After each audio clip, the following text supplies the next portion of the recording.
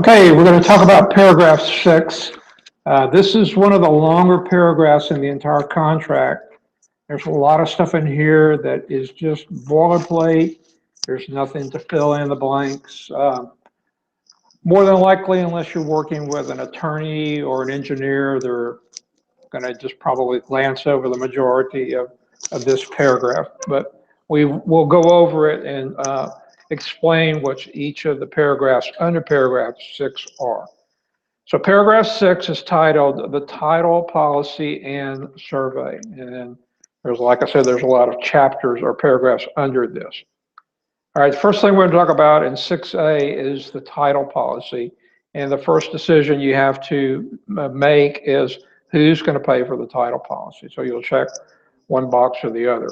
It says that the seller shall furnish to buyer at either the seller's expense or the buyer's expense an owner's policy of title insurance, the title policy issued by, and then the name of the title company.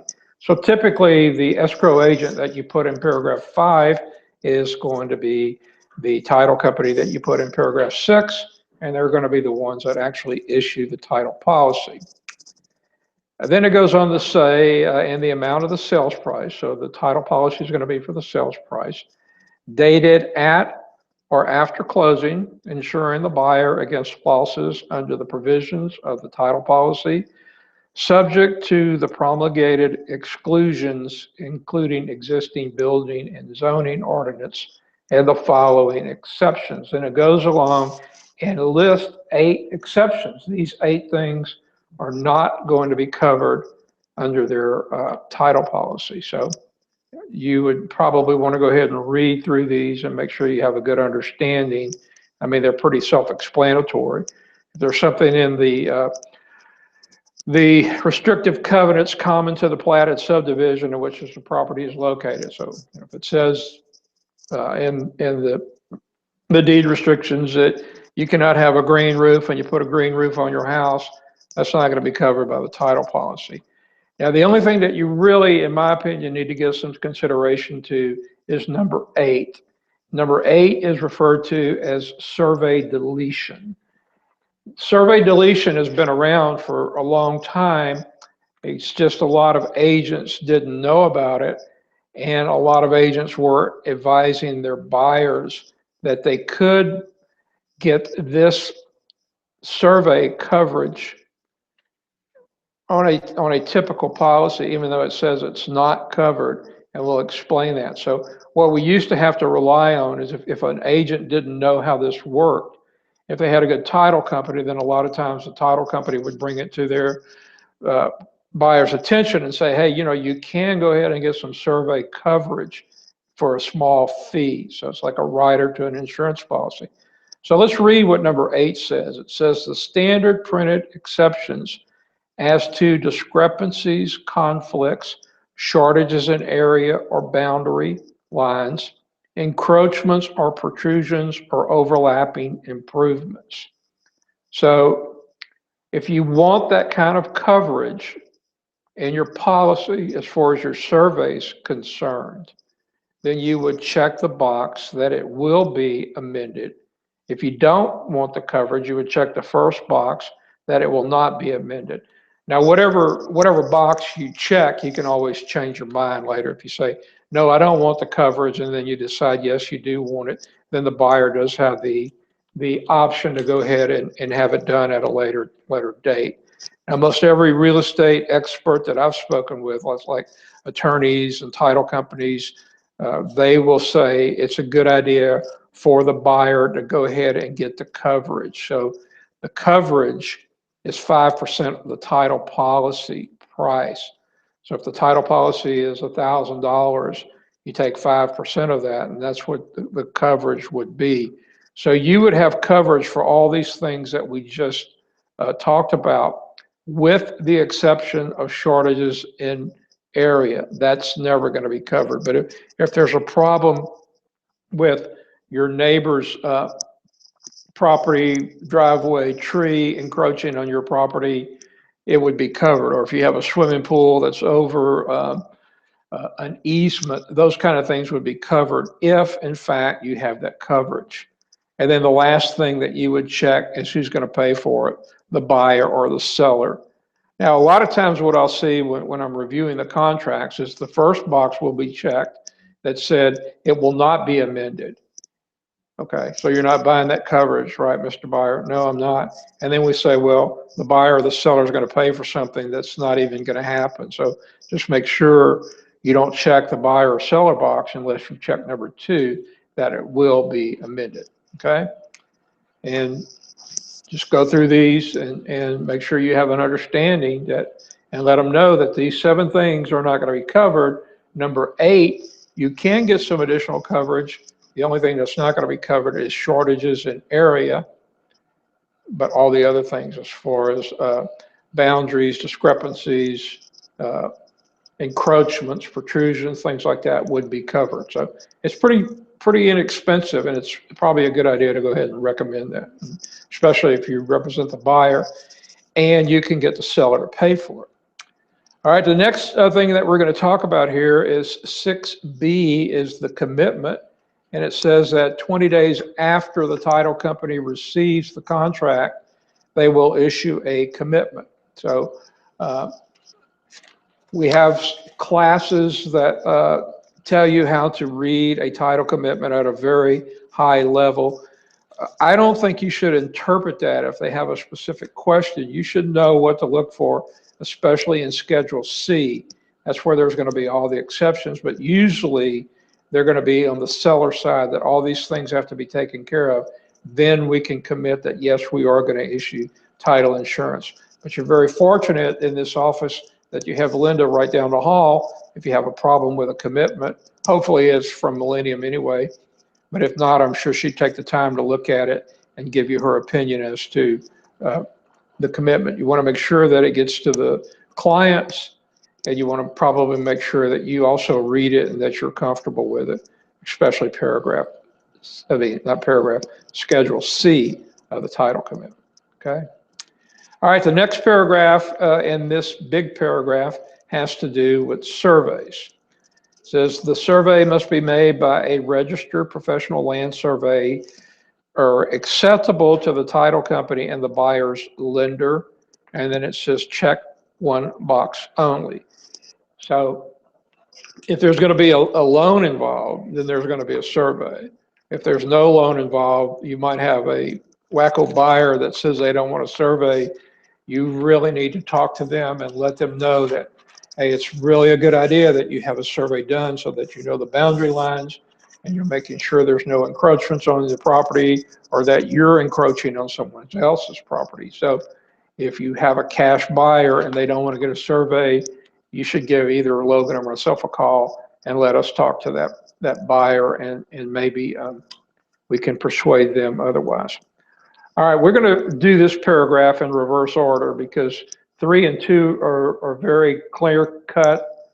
Either the seller buys or the buyer buys. But number 1, we need to make sure we're on the same page and have a good understanding. So let's talk with number 3. Number 3 says the seller is going to buy a new survey and pay for it within X number of days. Number 2 says the buyer is going to buy a new survey within X number of days. Okay. Now this one here, number 1, you see a lot of misunderstanding and a lot of confusion on this one. So let's go over it and make sure that everybody's on board. All right. Within X number of days of the effective date of the contract, the seller shall furnish to the buyer and title company the seller's existing survey of the property and a residential real property affidavit promulgated by the Texas Department of Insurance T47 affidavit. So it says, let's use example 2. We have 2 days in this paragraph. Then within that 2-day period, the seller must provide the survey and the T47. It doesn't say if I can find it or if I feel like it or if I can get down there and get the T47 notarized, I'll do it. You have to do it. So this particular paragraph, if you represent the seller, you better make sure that the seller can perform. Otherwise, you're probably going to be buying a new survey. You didn't tell me I had 2 days. I didn't realize that. Blah, blah, this. I can't find it. I don't know where it is. It's in a box somewhere. Too bad. Now we've got to buy the buyer a new survey because we didn't provide both items, the survey and the T47. The T47 is out in zip form. It's a TAR 1907. That document has to be notarized. So it's good that you address that early on. And what I suggest is when the seller is completing the seller's disclosure, if you use the TAR disclosure, that's one of the questions. Do you have a survey? If they say yes, then tell them we'll go ahead and get it, give it to me so that I can make copies of it. I can put it out in MLS under the media section. Here's the T47, go get it notarized. Now what the T47 says, that to the best of the seller's knowledge, nothing has changed on that property or that survey since that survey was done. We didn't put a pool, we didn't make an addition, we didn't pour a new driveway, we didn't do any of these things that could cause a problem to the survey. So as far as we know, there's been no changes. But just make sure that if that box is checked and the seller agrees to it, they've got to perform, which means you, Mr. Seller's agent, you have to perform. All right, now let's look at this next sentence in bold print. It says, if the seller fails to furnish the existing survey or affidavit within the time prescribed, the buyer shall obtain a new survey at the seller's expense no later than 3 days prior to closing. So it's telling you, hey, you got to get that survey, you got to get that T47 in the time that we just prescribed. All right, now you get the survey, you get the T47, you get it to the title company, you get it to the lender. Let's see what happens next. If the existing survey or affidavit is not acceptable to the title company or buyer's lenders, there could be more than one lender, the buyer shall obtain a new survey at, and then you check a box, who's going to pay for the survey, if in fact the title company and or the lender will not accept the existing survey. You got to give them that survey no later than 3 days prior to closing. All right, let's talk about objections. Objections, paragraph says that the buyer may object in writing to defects, exceptions, or encumbrances to title disclosed on the survey or other than items 6A1 through 7 above, those things we talked about that were exceptions, disclosed in the commitment, other than items 6A1 through 8 above, or which prohibit the following use or activities.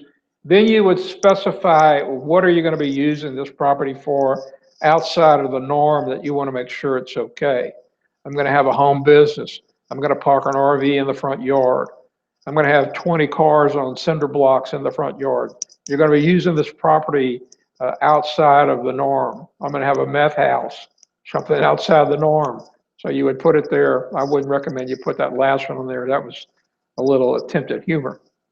All right, the buyer must object the earlier of the closing date or X number of days after the buyer receives the commitment, exception documents, and the survey. The buyer's failure to object within the time allowed will constitute a waiver of the buyer's rights to object, except that the requirements in Schedule C of the commitment are not waived by the buyer, provided the seller is not obligated to incur any expense. The seller shall cure and timely objections of the buyer or any third-party lender within 15 days after the seller receives the objections, and the closing date will be extended as necessary. If the objections are not cured within the 15-day period, the contract will terminate and the earnest money will be refunded to the buyer. So if there's anything in the commitment or the survey that the buyer wants to object to, the seller has X number of days to get those things cured. If they cannot, then the buyer has the right to terminate. You probably don't see this paragraph being used that often, but you need to have an idea of what's going on there, okay? All right, let's look at title notices. Now we're in paragraph 6E1, abstract or title policy. The Texas Real Estate License Act requires that you tell a buyer in writing to get either an abstract of title or buy title insurance. So they put that in there just so that you're in compliance. If you don't use this form, there's just a standalone form that's provided by TREC. It's not promulgated, but it does the same thing. It says, hey, get an abstract of title or get title insurance. So you'd be covered there. All right, number two, we talk about, is the property in a mandatory homeowners association, yes or no? The key word there is mandatory. If it's voluntary, you don't have to disclose that. So it either it is or it's not. And then you have to be aware that if it is in a mandatory homeowners association, if you look towards the bottom of this first paragraph here, it talks in bold print, underlined, so they're really bringing this to your attention. You, Mr. Buyer, you're obligated to pay any kind of assessment fees that the homeowners association, like membership dues, fees. If you don't pay those, your property can be foreclosed on. And then it goes on to say also that if you have some concerns, there's a TREC, promulgated addendum for the property subject to mandatory membership. You'd probably want to go ahead and fill that out. It has a bunch of different choices for the buyer to pick that they want the information from the HOA, and also covers how much it's going to be charged to transfer that membership. So typically you're going to have that addendum if the property is in a mandatory homeowners association. All right, let's talk about this next one is statutory tax districts. What are statutory tax districts? These are actually tax entities that are created to provide water, sewage, drainage, and flood controls to subdivisions. Typically, this is going to be in an unincorporated area. Usually in the city, you're going to get all those services from the city. It's usually when it's a new development that's in an unincorporated area, the developer will go in and set up a statutory tax district. Sometimes you'll refer to these as MUDs or municipal utility districts. If that's the case, then the seller is obligated to provide the buyer with information that the property is in a MUD, what the assessment rate is, how much bonds have been authorized, and how much has been spent, and if there's any standby fees for that particular MUD. So all that has to be disclosed, okay? Unfortunately, in our ZIP form, there's not a disclosure, but I have those forms. If you ever need one, let me know, and I can get you a copy of those, okay?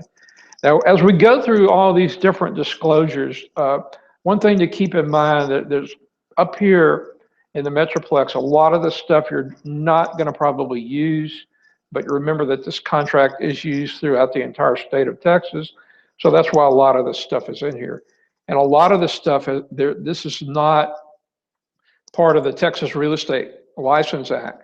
A lot of it comes from the Texas Property Code or other Texas state laws that have certain requirements as far as disclosures that need to be made in real estate transactions. So that's why you'll see all these. Now this next one, I don't know of any Tidewater in Dallas. Now, if you're down in Galveston, this is a pretty hot object, but up here it's not. You know, it's not a. You don't see a lot of use for the TREC promulgated form that talks about, hey, if your property is subject to influences by tidal water, and one day you come out and your house used to be 200 yards away from the beach and now it is on the beach, well, the state of Texas is going to condemn that property. It's going to be torn down and you're not going to be compensated for that unless you have some kind of insurance, then you might be. All right, the next one has to do with annexation, that if the area that property is located is subject to be annexed, then you have to just make that disclosure that it's part of certain city or county's extraterritorial jurisdiction, and you may at some point be annexed. This is a real hot item. It's a real important disclosure if you're down in the Woodlands, where the Woodlands could at some point in time be annexed by the city of Houston. But they paid them a lot of money just to leave them alone, so that's probably not going to happen. All right, let's look at this next one. You're not going to see this one too often either. This is property located in a certified service area of a utility service provider. And then it makes reference to the provision in the Texas Water Code.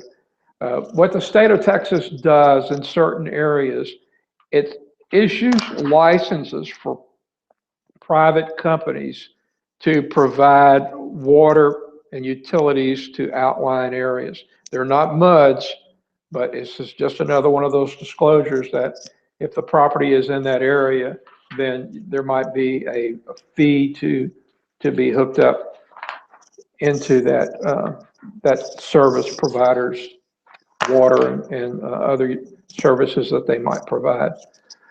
All right, now we're up to number 7, which is public improvement districts. The public improvement districts, these are referred to as PIDs, and these are special tax entities. They're established by the area property owners to enhance that neighborhood. So if you can get 51% of the property owners in a particular subdivision to set up one of these public improvement districts, maybe they've decided that, you know, it would be real nice to have a wall on the outskirts of our subdivision to buffer the noise from 635, but the city of Dallas or the county of Dallas isn't going to pay for that. But if we can get 51% of the people together and we set up one of these improvement districts, then we can tax people, we can build the wall. Now, maybe it's beautification of the subdivision, maybe it's the entrance, or maybe it's boulevards that they maintain, but whatever, I'm not too keen on these, as you might be able to tell, but if you have at least 51% of the homeowners vote that they want to set one of these up, then you might have some nice shrubbery as you enter your subdivision. Okay, number 8 talks about transfer fees. And this one says if the property is subject to a private transfer fee obligation. Now this is part of the Texas Property Code. So you want to read more about this, you can go to section 5.205 of the Texas Property Code. And it requires sellers to notify buyers as follows. The private transfer fee obligation may be governed by Chapter 5, Subchapter G of the Texas Property Code. All right, what do we have here? We have a situation where developers, they got to thinking, how can we make money off this property time and time again? So they said, okay, what we'll do is we're going to put in the deed that there's a transfer fee. So every time this property is sold, the fee is going to be charged, the fee is going to be collected, and we're going to get that fee. So once again, this is one of these things you don't see that often, but you have to let people know that if it's there, that they might have to pay this fee if they sell the property, and everybody else after you, if they sell the property, they're going to have to pay this fee also. They've really tightened down on how these can be set up. There's a lot of requirements to get one of these transfer fees set up, so they just go on forever. So the state legislature took a look at this, they amended the property code, and now it's a lot harder to get one of these private transfer fees set up.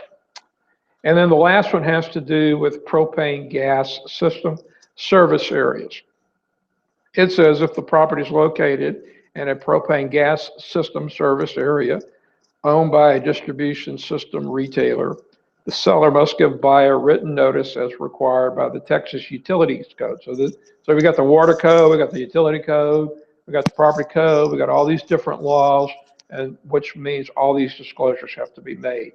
If that's the case, if you're out in some outlying area, then you just prepare the addendum and let them know that that it's in a area serviced by this propane gas system services. So typically, the seller should know that, and they would be the ones that would be required to make that disclosure. If you're uncertain, just prepare the addendum and give it to them anyway, and then you'll be covered. Okay, that's it for chapter 6, paragraph 6, excuse me. That's a pretty lengthy paragraph, but like I said earlier, a lot of the stuff is just disclosures that are required to make someplace in Texas. A lot of it doesn't have to do with us, but you just need to make sure that if you're questioned on any of this stuff, that you're able to answer them. And then if you cannot answer them, give me a call and I'll try to help you with it. And I would read paragraph 6 over and over and over and over and over and over again until you're able to talk to them. And most of the time, when you're filling this out, there's nothing to fill in there. These are just disclosures that are required to make. I don't think you're going to get much of a discussion going on title orders unless you move down to Galveston and start doing business down there. That's I don't know why I want to call it chapter. That's paragraph 6. We're going to get into paragraph 7 on our next session. Have a great day.